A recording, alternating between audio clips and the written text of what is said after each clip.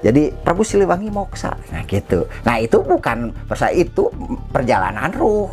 Setelah itu Sang Atma telah mencapai alam kesorgaan. Nah gambaran kesorgaan dalam tradisi keagamaan Sunda menurut naskah.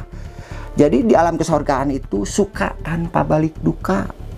Itu gambaran sorga yang sesungguhnya. Jadi gembira atau suka tanpa balik sedih. Lalu wareg tanpa balik lapar. Makanya tidak akan ada makanan di sorga itu, apalagi buah-buahan. Berarti mengotori. Jadi adanya buah-buahan dan semuanya menjelang ke sorga itu.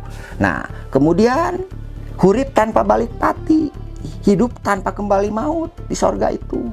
Jadi tidak reinkarnasi dalam tradisi Sunda agama Hyang itu. Kemudian sorga tanpa balik papa, bahagia tanpa kembali derita.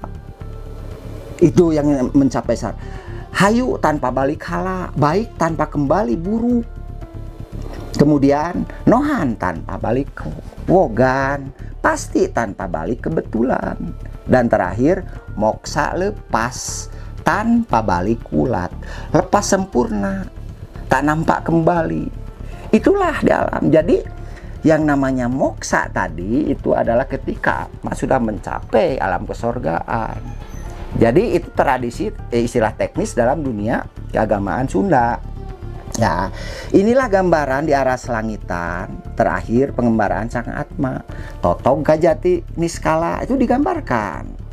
Nah, mentok jadi kemahagaiban sejati, tempat hunian Hyang Tunggal Maha Kuasa, pencipta batas tapi tak terkena batas. Itu deskripsi tentang ya alam aktivitas Tirtayatra itu ya.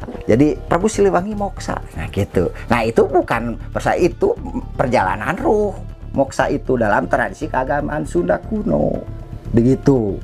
Nah selanjutnya, nah begitulah bias-bias dari salah satu teks naskah lontar Sunda kuno yang disebut Kawih Panyaraman atau Senandung Tauziah, yang dikenal Sewaka Dharma ya, yaitu pengabdian terhadap hukum-hukum kehidupan yang terpantulkan dari keberadaan situs ya disebut Gunung Padang sekarang diantaranya ya, atau Tirtayatra itu ya, pusat aktivitas keagamaan Sunda atau Batur.